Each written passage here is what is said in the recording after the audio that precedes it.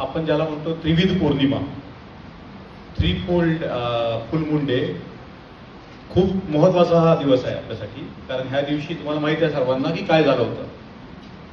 तर मी असा विचार केला की ह्या प्रसंगाला आपण बाबासाहेबांच्या दृष्टिकोनातून बुद्ध पौर्णिमेला पाहायला पाहिजे.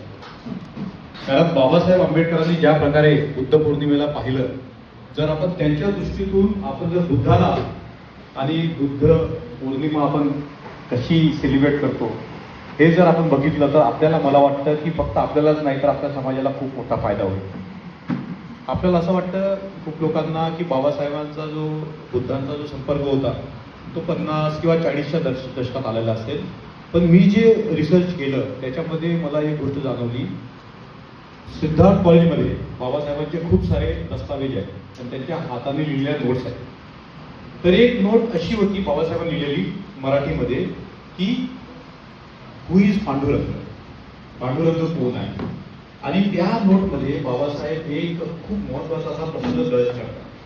तो प्रसंग असा आहे की बाबासाहेब असं लिहितात की माझे वडील रामजी हे जेव्हा बर्मामध्ये कार्यरत होते, तुम्हाला माहिती आहे तेव्हा भारत खूप मोठा देश होता. बर्मा, बांगलादेश, आता सध्याचा पाकिस्तान, हा सगळा भारतामध्ये यायचा. आणि जे सैनिकामध्ये जे लोक असायचे ते इकडे तिकडे प्रवास करत होते. आता नॅचरली रामजी जेव्हा बर्माला गेले असतील तेव्हा त्यांनी बुद्ध धर्माला पाहिलं असेल की नाही, तर बाबासाहेबांनी लिहिलं की माझ्या वडिलांना बुद्ध धर्माचा परिचय होता. म्हणजे लहानपणीच बाबासाहेबांना बुद्धांबद्दल माहिती होती. आणि पुढे जाऊन बाबासाहेब असं म्हणतात की माझ्या वडिलांना त्रिसरण आणि पंचशिला एवढंच बुद्ध धर्म येत होता. पण त्यांनी आपला गुरु आधीच स्वीकारल्यामुळे ते दुसरा गुरु स्वीकारण्यासाठी तयार नव्हते. तर त्यांचा गुरु कोण होता? रामजी आंबेडकरांचा कबीर, राईट. तर बाबासाहेबांनी असं नमूद करून ठेवलेलं आहे. म्हणजे लहानपणापासूनच बाबासाहेबांना बुद्धाबद्दलची माहिती होती. हा संदर्भ बाबासाहेबांनी स्वतः त्या आपल्या हातामधून लिहिलेल्या नोट्समध्ये आहे. तो कधी प्रकाशित होईल तेव्हा तुम्हाला माहित होईल. अशा अनेक घटना आहेत की ज्याच्यातून असं आपल्याला दिसतं की जो प्रसंग दीक्षाभूमीवर घडला त्याची सुरुवात बाबासाहेबांच्या मनावर लहानपणापासूनच होण्यास सुरुवात झाली होती. हे सगळ्यात महत्वाचं आहे. जेव्हा बाबासाहेब बडोद्याला गेले असतील 1912 मध्ये, तुम्हाला माहित असेल की बडोद्यामध्ये सयाजी महाराजांनी भगवंताचा एक खूप सुंदर असा पुतळा उभारला 1912 मध्ये. खूपच सुंदर आहे, मी पाहून आलो बडोद्याला. तर आपल्याला असं दिसतं की बाबासाहेबांचं जे बुद्धावर प्रेम होतं ते खूप प्राचीन, खूप जास्त प्रेम होतं. आणि काही काही जागेवर असा उल्लेख मिळतो की बाबासाहेब आंबेडकर जेव्हा कोलंबिया विश्वविद्यालयामध्ये शिकत होते तेव्हा त्या विश्वविद्यालयामध्ये बाबासाहेबांनी रीस डेव्हिस नावाचा खूप मोठा विद्वान, ज्याने पाली टेक्स्ट सोसायटी 1885 त्याची स्थापना केली होती. 1885 म्हणजे पालीमधलं जे ग्रंथ आहेत आपले त्रिपिटक आहेत ते इंग्रजीमध्ये कसे आहेत हे करण्यासाठी ज्या माणसाने प्रयत्न केला TWS डेव्हिस आणि त्याची बायको, हे दोघे खूप लिहायचे बुद्धाच्या पुस्तकावर. आणि त्याची पुस्तक बाबासाहेबांनी 1915 साली वाचलेला दाखला आहे. जे थेसिस त्यांनी लिहिलं म्हणजे प्राचीन भारतामध्ये कॉमर्स कसं व्हायचं, त्या थेसिसमध्ये बाबासाहेबांनी जातक कथेचा उल्लेख केलेला आहे. की बौद्ध ग्रंथामध्ये असं लिहिलेलं आहे की कॉमर्स कसा व्हायचा, कारण बुद्धाला सर्व माहिती होती की कशा प्रकारे जहाज भारतातून दुसऱ्या देशामध्ये. म्हणजे इतका सखोल अभ्यास बाबासाहेबांनी लहानपणापासून धरून असताना केला होता. बरोबर आहे. ही गोष्ट आपल्याला समजून घेणं आवश्यक आहे ह्या प्रसंगी. कारण आपण ज्या बुद्धाला बघत आहोत तो बुद्ध आपण बाबासाहेबांच्या दृष्टिकोनातून बघितला पाहिजे. कारण भगवंतांना पाहण्याचे वेगवेगळे प्रकार आहेत. जर कोणी एखादा स्कॉलर अध्ययन करत असेल तर तो भगवंताला कसा पाहिजे, एक स्कॉलर म्हणून पाहिजे. एखादा मानसिक म्हणजे जो सायकोलॉजिस्ट असेल जर तो भगवंताकडे पाहत असेल तर कसा पाहिजे, एक सायकोलॉजिस्ट म्हणून पाहिजे. जर एखादा फिजिक्स वाचणारा माणूस असेल तो जेव्हा भगवंताकडे पाहिजे तेव्हा काय म्हणून पाहिजे, शास्त्रज्ञ म्हणून पाहिजे. बरोबर आहे. तर आपल्याला बाबासाहेबांच्या दृष्टीतून भगवंत कसे दिसतात ते आपण पाहण्यासाठी मी तुम्हाला हे थोडं म्हणजे बाबासाहेबांची जर्नी सांगतो आणि बाबासाहेब कशा प्रकारे बुद्ध जयंती साजरी करायचे हे पण मी तुम्हाला थोडक्यात नमूद करतो. तर बाबासाहेबांचं बुद्धावर एवढं प्रेम होतं की बाबासाहेब कुठेही गेले तरी बाबासाहेबांजवळ बुद्ध रूप असायचं, कुठे पण गेले तरी. आणि बाबासाहेब एक बुद्ध असं व्हिज्युअलाइज. आणि त्यांना असं वाटायचं की जे मी व्हिज्युअलाइज करतो ते प्रत्यक्षरित्या मी लोकांना दाखवलं पाहिजे काय आहे म्हणून. आणि तो गांधारामधला बुद्ध होता. मला माहिती डोळे मी बघितलाय का बाबासाहेबांनी बनवलेला बुद्ध बघितलाय, स्केच केलेला बुद्ध बघितलाय का? स्केच करण्यासाठी बाबासाहेबांना स्केचिंग येत नव्हती, तर बाबासाहेब पक्षी फुलं असं हे करून बाबासाहेबांनी स्वतःला ट्रेन केलं. आणि मग त्यांनी खूप सुंदर असं भगवंताची प्रतिकृती निर्माण केली कागदावर. आणि बाबासाहेब जेव्हा हे निर्माण करत होते तेव्हा तुम्हाला माहिती आहे बाबासाहेब त्या राजगृहामध्ये राहत नव्हते, एका फ्लॅटमध्ये राहत होते मुंबईला. काहीतरी जय वगैरे असं काहीतरी नाव होतं, गुलाबाला फ्लॅटमध्ये राहायचे बाबासाहेब. आणि ते जे राजगृह होतं ते राजगृह त्यांनी वसतिगृहासाठी दिलं होतं. तर नानकचंद रत्तू जेव्हा गेला बाबासाहेबांना एकदा भेटायला, आपला हे गोडबोले साहेब एकदा भेटायला गेला, तर बाबासाहेब बुद्धाचं चित्र रेखांकन करतो. ते पाहून गोडबोले साहेब असं म्हटले की मी आपल्या जीवनात इतका सुंदर बुद्ध पाहिला नाही. लक्षात घ्या म्हणजे किती श्रद्धा. आपण असं म्हणतात धर्मपदामध्ये की श्रद्धाय तरती ओघो. जर आपल्या मनामध्ये जर श्रद्धा असेल तर मोठे मोठे पूर आपण पार करू शकतो. श्रद्धेला भगवान बुद्धाच्या धर्मामध्ये खूप मोठं स्थान आहे. तू विचार करा की असं बोलताना जेव्हा तुझ्या मनामध्ये भगवंताबद्दलची भाव निर्माण झाले तर कसं वाटतं आपल्याला? एका तुरटीसारखं काम करते. श्रद्धा जी आहे ना, म्हणजे आपण एखाद्या वेळेस संकटात असतो आणि आपण बाबासाहेबांचा विचार केला तर काय होतंय, किंवा भगवंताचा विचार केला तर काय होतं, आपलं मन आपोआप शांत होते.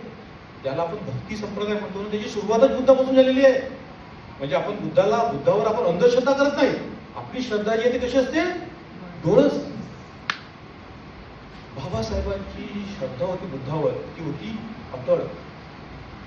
आणि म्हणून ही श्रद्धा व्यक्त करण्यासाठी बाबासाहेबांनी जे चित्र रेखाटलं त्याच्यामध्ये बाबासाहेब, तुम्हाला माहिती आहे खूप मोठा ग्रंथ आला होता ज्याच्यामुळे बुद्धांच्या प्रचार प्रसाराला, लाईट ऑफ एशिया. तुम्ही ऐकला का लाईट ऑफ एशिया ग्रंथ? त्या एका इंग्रजाने तो ग्रंथ लिहिला, त्याच्यामुळे पूर्ण जगभरामध्ये बुद्ध धर्माबद्दल माहिती होणं सुरू झाली. तर त्याने असं म्हटलं लाईट ऑफ एशिया. आणि बाबासाहेबांनी जेव्हा चित्र काढलं त्याच्या खाली काय लिहिलं होतं माहित आहे? The light of the world.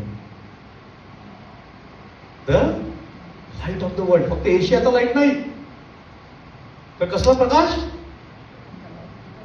जगाचा प्रकाश. किती मोठी श्रद्धा.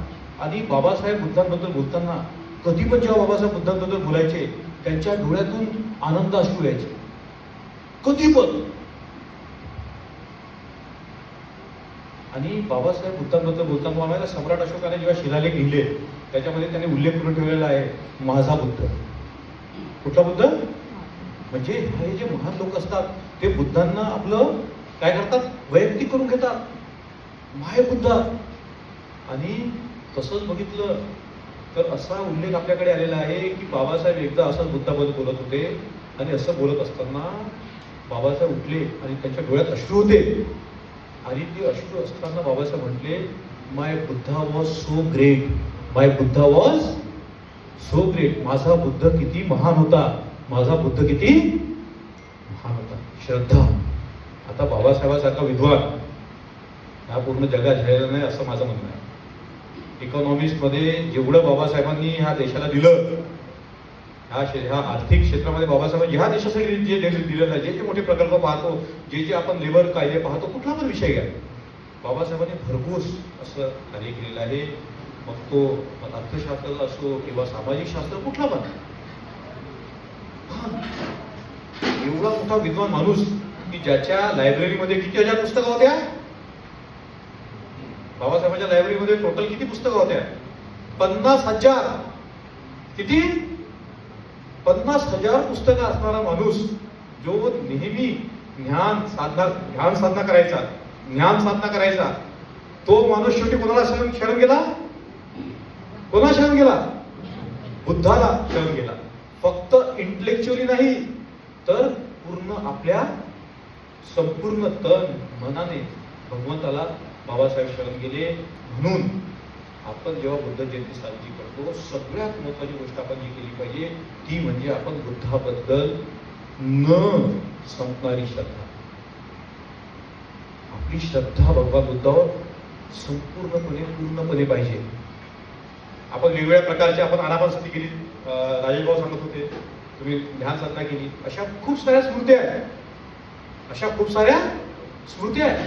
त्याच्यापैकी एक स्मृती आहे, ती आहे बुद्धानुस्मृती. कोणती स्मृती?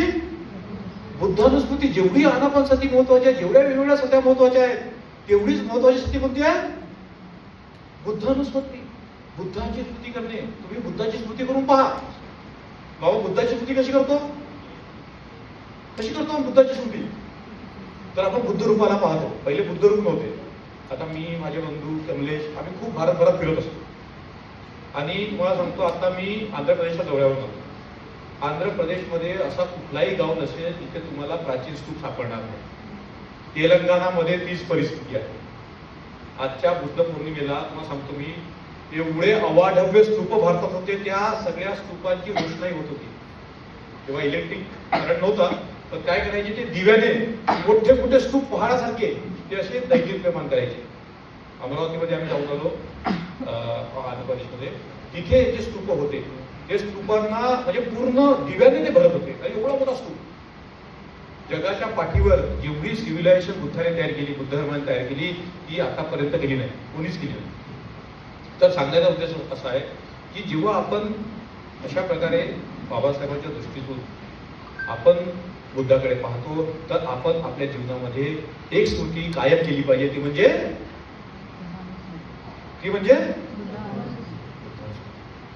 आपण ज्याला म्हणतो मेडिटेशन. जरी तुम्ही आपल्या माइंडफुली समजा, जे असं म्हटलं, इतिपिसो भगवा अरहं सम्मासम बुद्धो विद्या चरण संपन्नो सुगतो लोकविदू अनंतरो पुरीस धम्म भारती सत्ता देव मनुष्यानं बुद्धो भगवती. एका वाक्य, एका शब्दामध्ये, जर तुम्ही एका शब्दाकडे जर तुम्ही भावनिक नजरेनं बघितलं, किती पिसो म्हणजे असा होता. कसा होता? भगवा. एका शब्दावर तुम्ही जर मेडिटेशन केलं, एका शब्दावर करतात लोक. बुद्ध धर्म हा एवढा सखोल आहे, बदलाने तुम्हाला सांगतो मी, इतका सखोल आहे, आपण कल्पना करू शकत नाही. या देशातून जे काही साहित्य होतं, नालंदा विश्वविद्यालयाचं जे साहित्य होतं, भारतामध्ये सगळीकडे विश्वविद्यालय होती. आपल्याला काय वाटतं, अजंठा आणि एलोरा फक्त पेंटिंगसाठी होतं का? त्याच्यामध्ये एवढे विद्वान लोक, तिथे कविता लिहिलेली आहे सिद्ध भाषेमध्ये. त्या अजंठ्यामध्ये कविता लिहिलेल्या आहे, त्याच्या पेंटिंग, जे पद्मपाणीचं जे पेंटिंग आहे ना, मी एकदा फ्रान्सला गेलो होतो, तिथे मी मोनालिसाला बघितलं. मला माहिती आहे मोनालिसाची पेंटिंग खूप फेमस आहे. तर सांगत होते लिओनार्डो विंचीने काढली ही पेंटिंग, याच्यामध्ये खूप मायक्रो स्ट्रोक्स आहेत, तेव्हाच्या काळामध्ये पेंट नव्हते, मग याने नवीन नवीन ऑप्टिक्सच्या मेथड शोधून काढल्या, फिजिक्सला केमिस्ट्रीला मिक्स करून काढलं आणि मोनालिसा बनली. आता मला सांगा बंधू, तुम्ही कधी अजंठ्याला गेला का? तुम्ही गेला असाल तर तिथे एक पेंटिंग आहे, त्याच्यामध्ये असा टॉर्च मारावा लागतो आणि 3D असा नेकलेस बाहेर येतो. बघितलं का? दगडावर कोरलेलं आहे. दगडावर ते वज्रलेप लावून, त्याच्यावर मुलामा चढवून, त्याच्यावर पेंटिंग करून 1000 वर्षापासून ती पेंटिंग आली आहे. तर ती पेंटिंग करण्यासाठी तुम्हाला किती प्रकारचं रसायन तुम्हाला लागत असेल, किती प्रकारचे तुम्हाला ऑप्टिक्स ज्याला म्हणतो त्याचा अभ्यास करावा लागत असेल. आपण जेव्हा बुद्ध धर्माबद्दल विचार करतो, तेव्हा आपण फक्त सखोल विचार करतो. आपण जर सरफेसचे विचार करतो, आपण जेव्हा सखोल जातो तेव्हा आपल्याला असं दिसतं की जगाच्या पाठीवर if any ideology has played a role in civilization of a human being, that is Buddhism. आपण हे बुद्धिस्ट लोक डलक्याच्या चोटवर बोलू शकतो का नाही? कारण बुद्धाने जी आहे ती जगाला, बुद्ध धर्माने जगाला जी आहे ती कल्चर दिलेली आहे. शुआनझांग हा भारतातून 600 ग्रंथ घेऊन चीनमध्ये गेला. माहिती आहे तुम्हाला? भारतातून जे 600 ग्रंथ नष्ट झाले, त्या 600 ग्रंथ आजही चायनामध्ये आहेत. आणि चायना जो समोर चालला ना, त्याच्या मागे त्यांची कल्चर आहे आणि त्या कल्चरमध्ये बुद्ध धर्म आहे. विचार करा. मी म्हणत आहे असं नाही, जे लोक खूप अभ्यास करून सांगतात ते लोक असं म्हणतात की त्या कल्चरमध्ये जो बुद्ध धर्म आहे त्याने चायनाला जी गती देण्यासाठी काम केलेलं आहे. आपण जे हरवलं ते त्यांनी कमवलं. बुद्ध म्हणजे बाबासाहेबांचा, तुम्हाला सांगतो 50,000 ग्रंथ बाबासाहेबांकडे होते. बाबासाहेबांकडे 2000 ग्रंथ बुद्ध धर्मावर होते. किती? 2000 ग्रंथ बाबासाहेबांजवळ बुद्ध धर्माचे होते. मी आपल्या डोळ्याने बघून आलेलो आहोत. आपण विचार करू शकत नाही अशा प्रकारच्या पुस्तकं बाबासाहेबांनी त्यावेळेस बुद्ध धर्म वाचले. त्रिपिटक बाबासाहेबांकडे होते. तुम्हाला माहित असेल की बाबासाहेब आंबेडकर पालीमध्ये विद्वान होते. तुम्हाला माहित आहे का? एखादा माणूस एखाद्या भाषेमध्ये विद्वान असतो ते आपण कसं ठरवतो? जर तो माणूस त्या भाषेची डिक्शनरी तयार करू शकत असेल तेव्हा. बरोबर आहे की नाही? आपल्याला व्हॉल्यूम 16 मध्ये बाबासाहेबांनी आपल्या हाताने तयार केलेली डिक्शनरी दिसते. मी पाली भाषेचा विद्यार्थी आहे, कारण मी UPSC पास झालो होतो पाली भाषेमुळे. मला पाली भाषेमध्ये खूप मार्क होते, त्यामुळे मी स्टेट सुरू केला पाली भाषेचा. तर मी तुम्हाला सांगतो, एक पाली भाषा विद्यार्थी म्हणून बाबासाहेबांनी ज्या प्रकारे पाली भाषेचा गहन अभ्यास केला आणि एक लाईट ऑफ धम्म मॅगझिन होती, त्याच्यामध्ये न्यूज आली होती की बाबासाहेब आंबेडकर स्वतः पाली त्रिपिटकांचं मराठी भाषेमध्ये काय करणार होते? अनुवाद करणार. तर एखादा माणूस एखाद्या भाषेमध्ये विद्वान आपण कसं ओळखतो? जर त्याने त्या भाषेमध्ये डिक्शनरी तयार करत असेल तर. बाबासाहेब किती भाषेमध्ये पालीची डिक्शनरी तयार करत होते? मराठी, इंग्रजी, गुजराती आणि हिंदी, 4 भाषेमध्ये. तर बाबासाहेब डायरेक्ट जे आहे ते पाली त्रिपिटक वाचू शकते. आता बाबासाहेबांचा हा होता पाली भाषेचा अभ्यास. महायान संप्रदायाची कितीतरी पुस्तकं बाबासाहेबांकडे होती. मग जॅपनीज बुद्धिझम असो, चायनीज बुद्धिझम असो. जेव्हा बाबासाहेब, तुम्हाला माहिती ना, जेव्हा बाबासाहेब इथे गेले होते काठमांडूला, शेवटची परिषद तुम्हाला काठमांडू, तेव्हा Babasaheb Ambedkar was a celebrity. सगळे जगाचे जे बुद्धिस्ट आहेत ते बाबासाहेबांकडे एखादा असा, म्हणजे आपण ज्याला म्हणतो बोधिसत्व म्हणून पाहत होते. बरोबर आहे? तर मी ज्या पुस्तकं बाबासाहेबांकडे पाहिलं बुद्ध धर्मावरच्या, त्याच्यामध्ये मला असं दिसलं की बाबासाहेबांनी खूप सखोलपणे अभ्यास केला होता. आणि त्यांना जो हा आहे आपला बुद्धांचा धम्म, सगळ्याच्या घरी आहे का बुद्धांचा धम्म? शुअर? आम्ही चेक करायला येणार नाही, पण असला पाहिजे.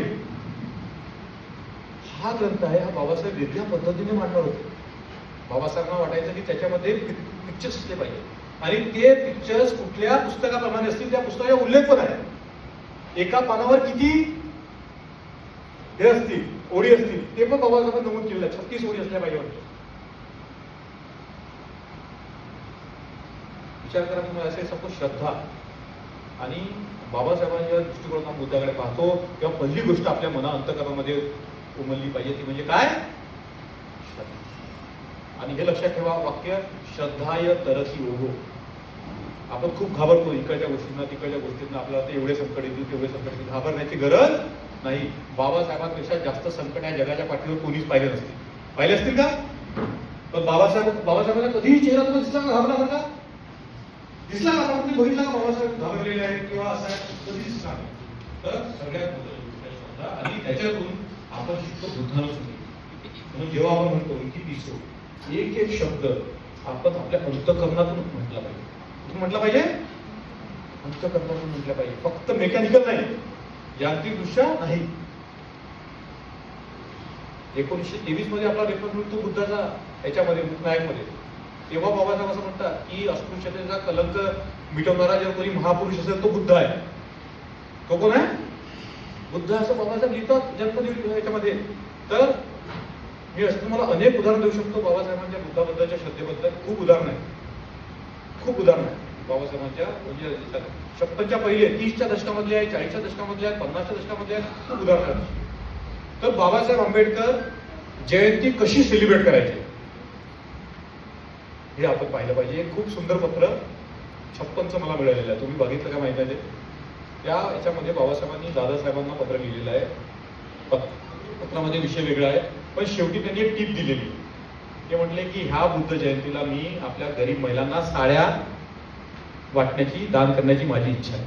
बघितलं का तुम्ही ते पत्र? थांबा, तुम्हाला वाचनात दाखवतो इंग्रजीमध्ये, आहे माझ्याकडे. कारण ते खूपच भारी आहे. म्हणजे आपल्याला समजेल की आपण कसं केलं पाहिजे, म्हणजे बुद्धाची जयंती आपण कशी सेलिब्रेट केली पाहिजे. बघा, दाखला देतो.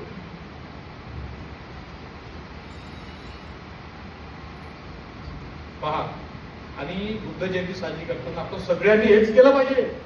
काय केलं बाबासाहेबांनी बघा, I intend to distribute a few hundred saris to the needy on Buddha Jayanti. Buddha जयंतीला मी जे गरीब लोक आहेत, गरीब म्हणजे गरजू लोक आहेत, त्या गरजू लोकांना मी काही 100 म्हणजे एकच साडी नाही, एकच साडी नाही, फ्यू हंड्रेड म्हणजे 100, 150, 200. Please ascertain whether it could be possible for you to arrange the same from the wholesale dealer there or from local mill as the case may be. आता बाबासाहेबांसारखा एवढा मोठा माणूस ज्याने आपलं पूर्ण जीवन दान केलं होतं, काहीच त्यांच्या जीवन नव्हतं की जे देण्यासारखं होतं लोकांकडे, सगळं दिलं. तो एवढा मोठा बोधिसत्व माणूस काय करतो बुद्ध जयंतीला? काय करतो? दान करतो. आणि बुद्ध धर्माची सुरुवात कुठून होते? दानापासून सुरुवात आहे. कारण दानामधूनच आपलं जे हे आहे अहंकार तो कमी होतो. आपण जेवढं द्यायला लागतो तेवढं आपलं मन जे आहे ते काय होतं? फक्त जे मन जे आहे अनासक्त मनच दान देऊ शकते, लक्षात ठेवा. आणि बाबासाहेबांचं म्हणत असतो अनासक्त एवढा मोठा माणूस ज्याने समाजासाठी सगळं केलं, आपलं जीवन दिलं, बुद्ध जयंतीला काय करतो? आपल्यासाठी प्रश्न, आपण बुद्ध जयंतीला काय केलं पाहिजे? काय केलं पाहिजे? घरपोच दान करा. आता मागच्या वेळेस मी एका रिटायरमेंटच्या सभेला होतो, तर तिथे खूप सारे असे नागपूरमध्ये रिटायर लोक होते बसले. तर तुम्हाला माहित आहे की म्हणजे आपल्या सगळीकडे आपण जे मध्यमवर्गीय लोक असतो, एक घर झालं, दुसरं घर कसं घेता येईल, एक प्लॉट झाला, दुसरा प्लॉट कसा घेता येईल, याचा पैसा आला, आपल्या रिटायरमेंटचा पैसा आला, बरोबर आहे. तर त्यांनी म्हटलं मला आम्ही काय करायला पाहिजे? म्हटलं तुम्ही सगळं विकून द्या, फक्त एकच घर ठेवा, बरोबर आहे. आता तुम्ही समजा नवीन प्लॉट घेतला किंवा एक नवीन घर घेतलं तर किती दिवस राहणार? 10 वर्ष, पण नो लेगसी. माझं असं म्हणणं आहे की आजचा समाज आपल्या ह्या टप्प्यावरती पोहोचलेला आहे की आपण आपल्या मिळकतीचा काही भाग जरी समाजाला दिला तरी ह्या देशाला नाही जगाला आपण बदलू शकतो. मला सांगतो बाबासाहेबांना फक्त आपली जी भूमिका आहे ती फक्त देशापुरती होती का? बाबासाहेबांनी काय म्हटलं की एक दिवस माझा समाज हा जगाचा उद्धार करेल. कोणाचा उद्धार करेल असं म्हटलं का? इथल्या फक्त महार समाजाचा उद्धार करेल, शेड्यूल कास्टचा उद्धार करेल, महाराष्ट्र लोकांचा उद्धार करेल. विजन बघा, हा पूर्ण जगाचा उद्धार करण्याची क्षमता आपल्या समाजामध्ये आहे. तुम्हाला सांगतो मी, तुम्हाला चढवण्यासाठी नाही, तुम्हाला एक गोष्ट सांगतो, तुम्ही आपल्या समाजाच्या लोकांचे चेहरे पहा. आपल्या समाजामध्ये असा नाही की पूर्ण 100%, पण जेवढाही आपल्या समाजामध्ये धम्म उतरलेला आहे, आपल्या लोकांचे चेहरे वेगळे दिसायला लागलेले आहेत. तुम्ही गोष्ट मान्य करता का? पुरुषांची नाही दिसत, महिलांची जास्त दिसत. कारण कसं, महिला आपलं मेडिटेशन, विहारात जाणं, बुद्ध धम्म वाचणे, पुरुष मंडळी थोडं वाचणं, संध्याकाळी भलत्याच मार्गाला जाणे. पण तुम्ही बघा कुठल्या पण महिलांच्या समाजाला आपल्या महिलांचे जे चेहरे आहेत ते एकदम आनंदी, एकदम शांत, वेगळे चेहरे दिसतात आपल्या लोकांचे, पर्टिक्युलरली महिलांचे. फक्त एका जनरेशन मध्ये, मी असं पण म्हणतो की आपल्या समाजामध्ये एक जनरेशन मध्ये जो बदल आलेला आहे तो जगाच्या पाठीवर कुठल्याच कम्युनिटीमध्ये आला, कुठल्याच. आता मी दुनिया फिरून सांगतो बरं तुम्हाला, जेवढी श्रद्धा आपल्या लोकांमध्ये बुद्धाबद्दल आहे भारतातल्या, तेवढी श्रद्धा जगाच्या पाठीवर कुठेच नाही. सांगतो हा जो भारत आहे ना, हा भारत बुद्धाच्या धर्माला जे आहे ते पुनरुज्जीवन करणार नाही, ते फक्त जगामध्ये करेल एवढी कॅपॅसिटी बाबासाहेबांनी आपल्यामध्ये करून ठेवलेली आहे. तर बुद्ध जयंती आपण सेलिब्रेट करताना आपण काय केलं पाहिजे? दान केलं पाहिजे. प्रत्येकाने काही ना काही प्रमाणात दान केलं पाहिजे, काही ना काही प्रमाणात. मग दानावर आपण व्याख्यान द्यायला गेलो तर दानाचे खूप मोठे मोठे प्रकार आहेत, बरोबर आहे. धम्मदान, आपण लोकांना धम्म शिकवतो. सप्पदान, धम्मदान, ज्ञानदान, आपण लोकांना नॉलेज देतो, लोकांना आपण विश्वास देतो, अभयदान, बरोबर आहे. नंतर मग आपण मटेरियल नीड्स लोकांचे असतात, त्या भौतिक गरजा असतात त्या आपण पूर्ण करतो. भौतिक वस्तूंचं दान, पण ते लोअर खालच्या दर्जात आपण केलं पाहिजे. म्हणजे एवढा मोठा माणूस ज्याने एवढ्या लोकांना धम्मदान दिलं, तो माणूस सुद्धा काय करतो? मटेरियल डोनेशन देतो की नाही?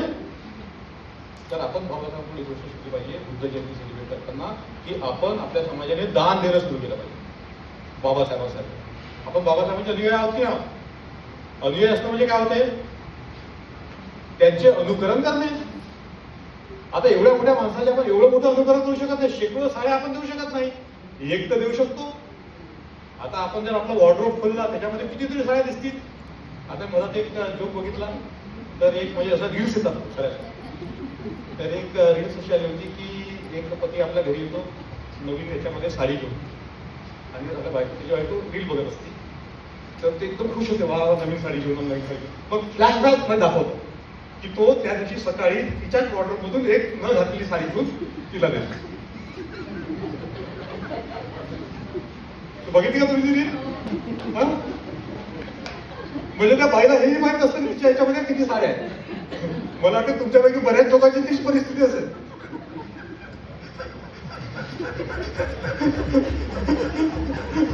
तर त्या अशा साड्या तुमच्याकडे आहेत कमीत कमी, त्या तर तुम्ही देऊ शकता. म्हणजे सांगण्याचा मुद्दा असा आहे की अशा साड्या ज्या असतात त्या तुम्ही देऊ शकता. देऊ शकतो काय? तर दान करणं हे खूप आवश्यक आहे. तर खूप महत्वाची गोष्ट आपण सगळ्यांनी दान केलं पाहिजे. आता बाबासाहेबांनी 1950 नंतर सतत प्रत्येक वर्षी बाबासाहेब आंबेडकर काय करत होते?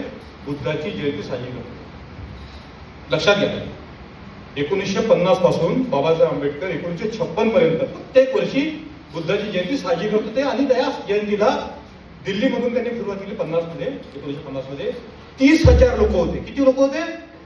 20 ते 30,000 लोक होते. आता ते 20 ते 30,000 लोक तुम्ही टक्क्याने वाढवा, 6 पटीने वाढवा, म्हणजे 1,00,000 लोक आताच्या घडीला बुद्धाची जयंती साजरी करतात. आता 1950 मध्ये बाबासाहेबांनी बुद्धाची जयंती साजरी केली. पण अजून एक प्रसंग आहे 1941 साली. साल लक्षात ठेवा. 1941 साली बाबासाहेबांनी जनता या वृत्तपत्रामध्ये खूप सुंदर असा लेख लिहिला. जनता वृत्तपत्रामध्ये खूप सुंदर लेख लिहिला. तो काय होता लेख? त्या टायटल खूप भारी आहे, बुद्ध जयंती आणि तिचे राजकीय महत्व. मराठीमध्ये, कारण जनता वृत्तपत्र कशामध्ये होतं? मराठीमध्ये. तर 1941 मध्ये बाबासाहेबांनी जो आर्टिकल लिहिला, काय होता त्याचं नाव? त्याचं टायटल काय होतं? बुद्ध जयंती आणि तिचे राजकीय महत्व. 1941 बरं, विचार करा. आणि त्याच्यामध्ये पूर्ण पहिले बुद्धाची बायोजीवनी आहे. आणि शेवटी जे बाबासाहेबांनी तिथे मांडलेलं आहे ते एवढं भारी आहे, एवढं भारी आहे ते की आता तुम्हाला सांगतो ते काय आहे. तर 1941च्या ह्या लेखामध्ये जे बाबासाहेबांनी बुद्ध जयंतीच्या निमित्त लिहिलं, त्याचा शीर्षक होता बुद्ध जयंती आणि तिचे राजकीय महत्व. त्याच्यामध्ये बाबासाहेब असं म्हणतात, तेव्हा माहिती 1940च्या दशकामध्ये भारतातून इंग्रज परत जाणार होते आणि भारतामध्ये लोकशाही येणार होती आणि लोकशाहीबद्दलच्या चर्चा सुरू होत्या भारतामध्ये 1940 मध्ये. तेव्हा काय म्हणतात बाबासाहेब की भारतीय लोकांना लोकशाहीची मोठी आवड आहे, लोकशाहीची मोठी आवड आहे. पण भारत हा जो हिंदू समाज आहे याची अवस्था जी आहे ती एका रुग्णासारखी आहे. त्यासारखी आहे, रुग्णासारखी आहे. याचा कोठा साफ नाही आहे. कोठा म्हणजे पोट.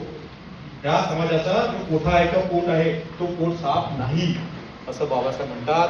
आणि हा याचा पोट साफ नसल्यामुळे, हिंदू समाजाचा पोट साफ नसल्यामुळे हा अशक्त झालेला आहे आणि हा लोकशाहीला सांभाळू शकत नाही. ह्या रुग्णाचा जर कोणी पोट साफ करत असेल, करू शकत असेल, तर तो राम आणि कृष्ण करू शकत नाही. फक्त एकच मोठा वैद्य आहे जो ह्या भारतीय समाजाचा कोठा साफ करू शकतो. आणि तो महावैद्य कोण आहे? 1941 साली बाबासाहेब म्हणतात तो महावैद्य कोण आहे? बुद्ध आहे. आता 1941 आणि 1956 किती वर्ष आहेत? खूप वर्ष. आणि बाबासाहेब म्हणतात की भारतामध्ये जर लोकशाही आणायची असेल तर भारतीयांनी हा महामंत्र म्हटला पाहिजे. तो महामंत्र कोणता आहे? बुद्धं शरणं गच्छामि, धम्मं शरणं गच्छामि आणि तिथे लिहिलेलं 1941च्या भाषण याच्यात लेखामध्ये लिहिलेलं आहे. आजही भारतामध्ये जर लोकशाही पाहिजे असेल, जर लोकशाही जर आपल्याला सशक्त करायची असेल तर काय पाहिजे आपल्याला? कोणता मंत्र पाहिजे? कोणता मंत्र पाहिजे? धम्मं शरणं गच्छामि, संघं शरणं गच्छामि. तेव्हा म्हटलं की बाबाचा आजही त्या मंत्राची गरज आहे. तर 1941 1950 साली बाबासाहेबांनी जयंती साजरी केली दिल्लीमध्ये. 51, 52, 53, 54 रंगूनमध्ये बाबासाहेबांनी जयंती साजरी करण्यासाठी बाबासाहेब गेले होते. जेव्हा वर्ल्ड फेलोशिप ऑफ बुद्धिस्ट फाउंडेशनसाठी रंगूनमध्ये गेले होते तेव्हा तुम्हाला सांगतो तिथे काही तेलुगू आणि काही तमिळ आपले बांधव बाबासाहेबांना भेटायला गेले. ही घटना खूप लोकांना माहिती नाही. बाबासाहेबांनी त्यांच्या परिचय जे बर्मीज भिक्षू होते त्यांच्यासोबत करून दिला. ते जे बर्मीज भिक्षू होते त्यांच्या संपर्कात राहून जेव्हा भारतामध्ये धर्मांतर झालं तेव्हा 2000 आपल्या लोकांनी रंगूनमध्ये धर्मांतर केलं होतं. कुठे? रंगून. आपली मुवमेंट फक्त लोकल नाही. एक जय हिंद नावाची पत्रिका निघत होती बाबासाहेब जिवंत असताना. ती पत्रिका साऊथ आफ्रिकेला, मलेशियाला, श्रीलंकेला जायची. जेव्हा बाबासाहेब श्रीलंकेला गेले आपले लोक भेटायला आले तेव्हा बाबासाहेब त्यांना संदेश दिला की बुद्ध धर्माचा स्वीकार करा. आपली जे मुवमेंट आहे ती फक्त इथेच आहे का? महाराष्ट्रापुरता आहे का? युपी पुरता आहे का? जगभरात ती चळवळ आहे. तर रंगूनमध्ये जेव्हा बाबासाहेब गेले होते बुद्ध जयंती सेलिब्रेट करताना त्यांनी लोकांना हा संदेश दिला आपल्या की धर्मांतर करा. त्यांनी धर्मांतर केलं. 2000 लोकांनी धर्मांतर केलं. पण मला सगळ्यात मोठा बाबासाहेबांचा प्रसंग आठवतो म्हणजे आवडतो बुद्ध जयंती निमित्त. तो आहे खूप सुंदर प्रसंग आहे. तर 1955-56 ची गोष्ट आहे. 55-56 ची गोष्ट असावी. बाबासाहेब आंबेडकरांनी बुद्ध जयंतीच्या वेळेस ऑकेशनला पांढरे कपडे घातले. काय कोणते कपडे घातले? पांढरे कपडे. Style master Babasaheb. कपडे पण बाबासाहेबांनी कसे आपले पण तसेच पाहिजे पण थोडे दुसऱ्यांना पण द्या. तर ते जे हे आहे बाबासाहेब गेले. अनुयायांना पण तुम्ही पांढरे कपडे घालायला सांगितले आणि बाबासाहेब सगळ्यांना घेऊन कुठे गेले माहिती आहे? नाला सोपारा. नाला सोपाऱ्यामध्ये बाबासाहेब गेले आणि नाला सोपाऱ्यामध्ये एक आंब्याचं झाड होतं. कल्पना करा फक्त, तुम्ही इमॅजिन करा. तुम्ही कधी गेलात का नाला सोपाऱ्याला? स्तूप बघितला? जाऊन या. आपण गेलं पाहिजे. आपण स्तूपांना भेट दिली पाहिजे कारण स्तूप म्हणजे जिवंत बुद्ध असतो. तर नाला सोपाऱ्यामध्ये गेले बाबासाहेब. आंब्याच्या झाडाखाली बसले आणि त्या झाडाखाली बसून भगवंताने जो उपदेश दिलेला आहे आपल्या लोकांना, मला असं वाटतं की तो उपदेश आपण सगळ्यांनी वाचायला पाहिजे. तुम्हाला काय सांगणार नाही फक्त तुम्हाला त्याचा थोडक्यात सांगतो काय उपदेश दिला होता बाबासाहेबांनी बुद्ध जयंतीच्या निमित्ताने. कुठे? कुठे? नाला सोपाऱ्याला जिथे प्राचीन स्तूप आहे तिथे. कुठे बसून? आंब्याच्या झाडाखाली बसून. म्हणजे विचार करा बाबासाहेब बसलेले आहेत आंब्याच्या झाडाखाली. मागे प्राचीन स्तूप आहे. समोर आपले लोक बसलेले आहेत सफेद वस्त्र घालून आणि बाबासाहेब धर्म प्रवचन देत आहेत. तर बाबासाहेब असं म्हटले, आता मी तुम्हाला शेवटचं सांगतो. बाबासाहेब असं म्हटले की दुःख, तुम्हाला माहिती की दुःख दुःख म्हणतो आपण, बरोबर? भगवंताने सांगितलं दुःख दुःख दुःख. तर बाबासाहेबांनी काय म्हटलं? भगवंताने फक्त दुःख सांगितलं नाही तर काय सांगितलं आहे? दुःखातून मुक्तीचा मार्ग. बरोबर? तेव्हा धम्म व्हॅलिड होतो ना. फक्त आपण दुःख म्हणत राहिलो तर व्हॅलिड होईल का? धम्म नाही होणार. तर बाबासाहेबांनी तिथे इतका सुंदर सिद्धांत मांडला. ते म्हटले की दुःख 3 प्रकारचे असतं. लक्षात ठेवा. दुःख किती प्रकारचे असतात? 3 प्रकारचे. एक असतं वैयक्तिक दुःख, जे आपल्या वैयक्तिक कर्मापासून येतं. ते आपण समजा 45 पालन केलं नाही तर काय होते? दुःख येते. पण अजून दुसऱ्या प्रकारचं एक दुःख असतं. ते असतं सामाजिक दुःख, ज्याला आपण इंग्रजीमध्ये म्हणतो स्ट्रक्चरल सफरिंग. ह्या स्ट्रक्चरल सफरिंग बद्दल जगामध्ये जास्त विचार करत नाही. आपण बुद्ध धर्माला फक्त आपला एक वैयक्तिक सुखाचा मार्ग म्हणून ठेवलेला आहे. मी आता विपश्यना शिबिराला जातो. त्याच्यासाठी मन शांती. तुम्ही कितीही मनशांती मिळवली तरी समाजाचं भलं होईल का? विचार करा तुम्ही. मनशांती आपल्याला पाहिजे, सगळ्यांना पाहिजे की नाही? पण फक्त आपण आपल्या स्वतःवरच आपण केंद्रित करत असू आणि आपण दुसऱ्यांचा विचार करत नसून तर काय समाजामध्ये बदल होईल का? बाबासाहेब आंबेडकर एवढे जिनियस होते तुम्हाला सांगतो की त्यांनी बुद्धाचा जो धर्म आहे त्याचा गाभा शोधून काढला होता. आणि बुद्धाच्या धर्माची व्याख्या बाबासाहेबांनी करताना एवढी सुंदर व्याख्या केलेली आहे. कारण Babasaheb Ambedkar technically very sound man. एक एक शब्द लिहिताना बरोबर सांगायचे.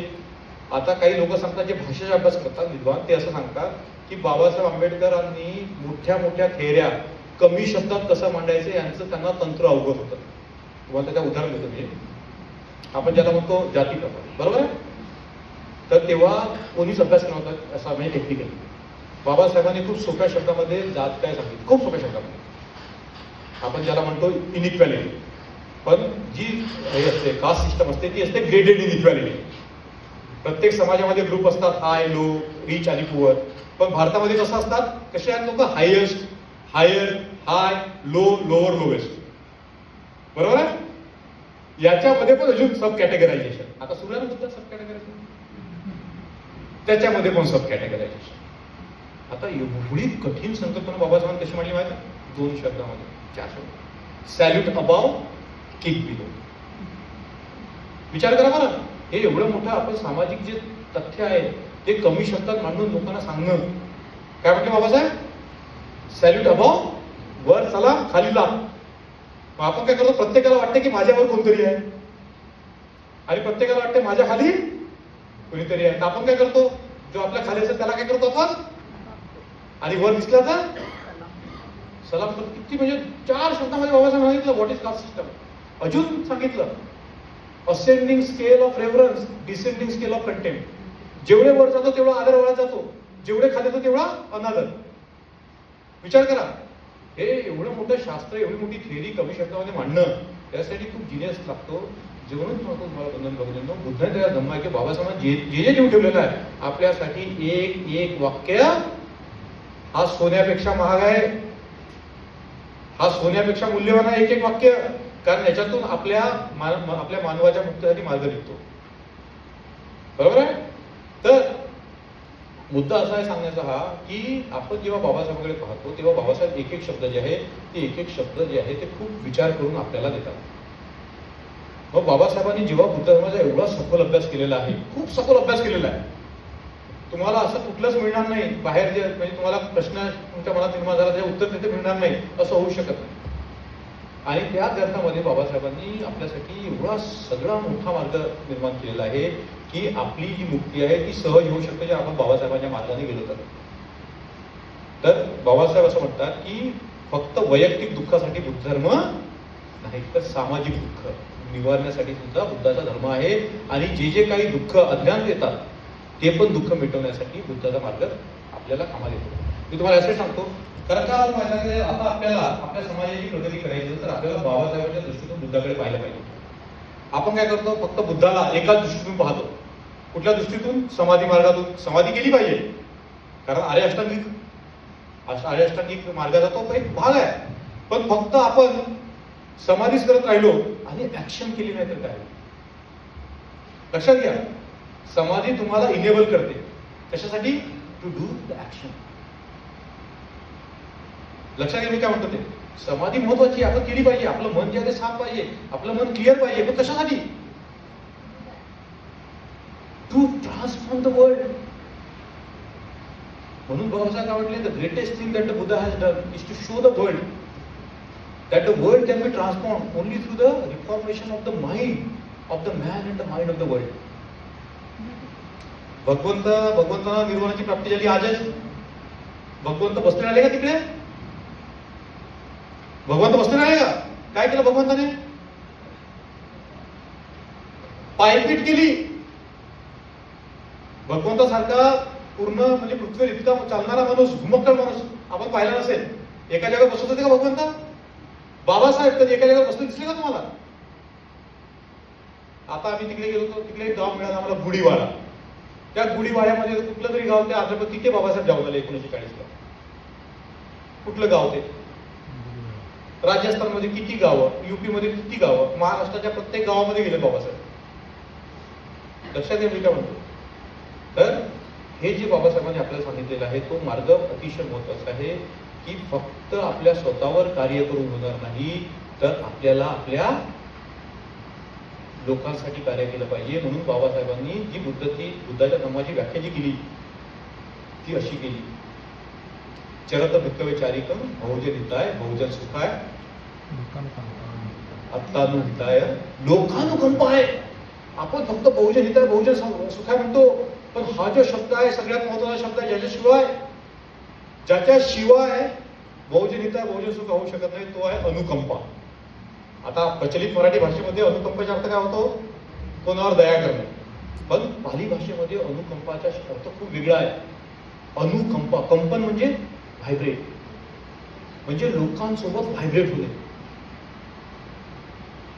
बरोबर आहे, लोकांसोबत व्हायब्रेट होणे. लोकांसोबत व्हायब्रेट होणे म्हणजे काय, लोक जर सुखी दिसत असतील तर आपण त्याच्या सुखासोबत व्हायब्रेट झालं पाहिजे. म्हणजे आपल्या मनामध्ये काय निर्माण झाली पाहिजे? मुदिता, जेलसी नाही. समजा एखाद्याने प्रगती केली तर आपल्या मनामध्ये काय निर्माण होते? काय निर्माण होते? आपल्या मनामध्ये जेलसी निर्माण होते. जेलसी निर्माण नाही झाली पाहिजे. जेव्हा आपण लोकांना कंपायर करतो तेव्हा आपल्या मनामध्ये मुदितेचे तरंग आले पाहिजे. समजा एखादा माणूस दुःखात असेल आणि आपण त्याच्या संपर्कात आलो तर आपल्याला वाटतं हा बरं झालंय. बरोबर आहे का? नाही, आपल्या मनामध्ये करुणा निर्माण झाली पाहिजे. काय निर्माण झाली पाहिजे?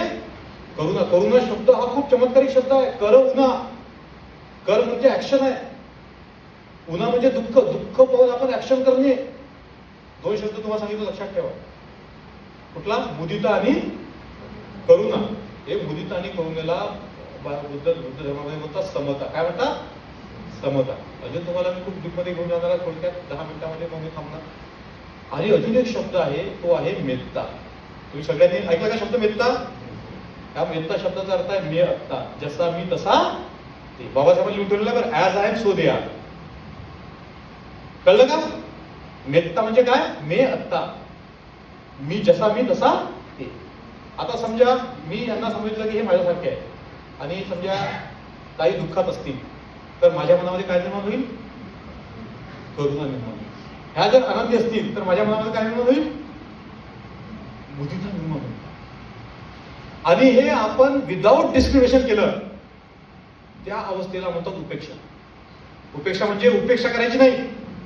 उपेक्षा म्हणजे कसं माइंड? Non discriminatory mind. हे जे मन आहे बुद्धाचं मन कधीच डिस्क्रिमिनेशन करत. Non discriminatory mind. आता पहा कशी मला गंमत सांगतो याच्यामध्ये. बाबासाहेबांनी काय म्हटलं की मी समता, स्वतंत्र, बंधुत्व हे जे तत्वज्ञान आहे मी फ्रान्सच्या राज्यक्रांतीकडून घेतले. हे तत्व मी फ्रान्सच्या राज्यक्रांतीतून घेतली नाही. ही तत्व मी माझे गुरु भगवान बुद्धाकडून घेतलेले आहे. कुठून घेतलेले आहे? भगवान बुद्धाच्या शिकवणीतून घेतलेले आहे. आता तुम्ही भारताची राज्यघटना बघितली, त्याच्यामधलं प्रियामल बघितलं का? प्रास्ताविक. त्याच्यामध्ये तुम्हाला 3 शब्द भेटतील. कुठले कुठले शब्द भेटतील? समता, स्वातंत्र्य आणि बंधुत्व. अजून आहेत त्याच्यामध्ये शब्द. डिग्निटी आहे, इंटिग्रिटी आहे, जस्टिस आहे. पण 3 महत्वाचे शब्द आहेत. ते 3 महत्वाचे शब्द कोणते आहेत? समता, स्वातंत्र्यता आणि बंधुत्व. आणि बाबासाहेबांनी काय म्हटलं? हे तत्व मी कुठून घेतले? माझे गुरु बाबासाहेबांनी, माझे गुरु बुद्धांकडून घेतलेले. बरोबर आहे? आणि ज्याला आपण लोकशाही म्हणतो, 3 प्रकारच्या लोकशाही असतात. एक असते सामाजिक लोकशाही, 1 पर्सन 1 व्हॅल्यू, एका माणसाला एक मूल्य. इकॉनॉमिक डेमोक्रेसी, ज्याच्यामध्ये सगळ्यांना इक्विटी असते देशामध्ये. आणि पॉलिटिकल डेमोक्रेसी, ज्याच्यामध्ये आपण 1 पर्सन 1 व्होट. बरोबर आहे? समजलं काय 3 लेवल तुम्हाला? बाबासाहेब असं म्हणतात की जर सोशल डेमोक्रेसी नसेल तर इकॉनॉमिक डेमोक्रेसी आणि पॉलिटिकल डेमोक्रेसी होऊ शकत नाही. आणि बाबासाहेब असं म्हणतात की metta is the foundation of social democracy. सामाजिक जर तुम्हाला लोकशाही पाहिजे असेल तर तुम्हाला मैत्री जी आहे ती मैत्री वाढली पाहिजे. तर आपण जेव्हा म्हणतो समता, स्वातंत्र्य आणि बंधुत्व, तेव्हा आपण सरळ जे आहे ते कसला विचार करतो? मेत्ता, मुदिता, करुणा आणि उपेक्षा. आता जेव्हा आपण मेत्ता करू तेव्हा आपल्या मनामध्ये काय भेदभाव निर्माण होईल का? आपण फक्त आपल्या लोकांवर मेत्ता करायची आहे का? जी मेत्ता फक्त त्यांच्या लोकांवर करते, बाबासाहेब असं म्हणतात की ती असामाजिक मेत्ता असते. बरोबर आहे? तर आपल्या समाजासाठी जेही काही आपल्याला करायचं असेल त्याचा मार्ग जो आहे तो बुद्धाच्या मार्गातून जातो. आणि बाबासाहेबांनी आपल्या जीवनामध्ये दाखवलेलं आहे की बुद्धाबद्दलची श्रद्धा कशी महत्वाची आहे. म्हणून आपण सगळ्यांनी आपल्या मनामध्ये बुद्धाबद्दलची श्रद्धा कशी निर्माण होईल हे आपण बाबासाहेबांकडून शिकलं पाहिजे. नंतर तुम्हाला माहित असेल की बाबासाहेबांची दैनंदिनी आली, त्याच्यामध्ये नेहमी द्या सांगतो की बाबासाहेब दररोज जे आहे ते बुद्धासमोर जाऊन बुद्धवंदना करायचे. तुम्हाला माहित आहे का? आपण जी बुद्धवंदना म्हणतो आता तिच्या उगम पण बाबासाहेबांमध्ये आहे. आपण ते श्रीलंका पद्धतीने म्हणतो ना ती काय केलं बाबासाहेबांनी ते गुण रत्ने म्हणून त्यांचा एक मित्र होता श्रीलंकेमध्ये. तर श्रीलंकेमधून ते रेकॉर्ड करून ते रेकॉर्ड भारतामध्ये आणले होते. लक्षात घ्या, तेव्हा भारतामध्ये नव्हती बुद्धवंदना वगैरे आपण जे 385 म्हणतो ते बाबासाहेबांनी आपल्याला सगळं दिलेलं आहे. कसं म्हणायचं ते पण बाबासाहेबांनी शिकलेलं आहे. तर सांगायची गोष्ट अशी आहे की आपण जर बाबासाहेबांच्या मार्गाने चाललो, बाबासाहेबांच्या दृष्टीतून आपण जर बुद्धांना पाहणं सुरू केलं, तर फक्त आपलाच नाही, फक्त आपल्या समाजाचा नाही, फक्त आपल्या देशाचा नाही, तर आपण जगाचा उद्धार करू शकतो. एवढी क्षमता जी आहे ती बाबासाहेबांमध्ये आहे आणि एवढी क्षमता बाबासाहेबांनी दाखवलेल्या बुद्धामध्ये आहे. जय भीम, नमो बुद्धाय.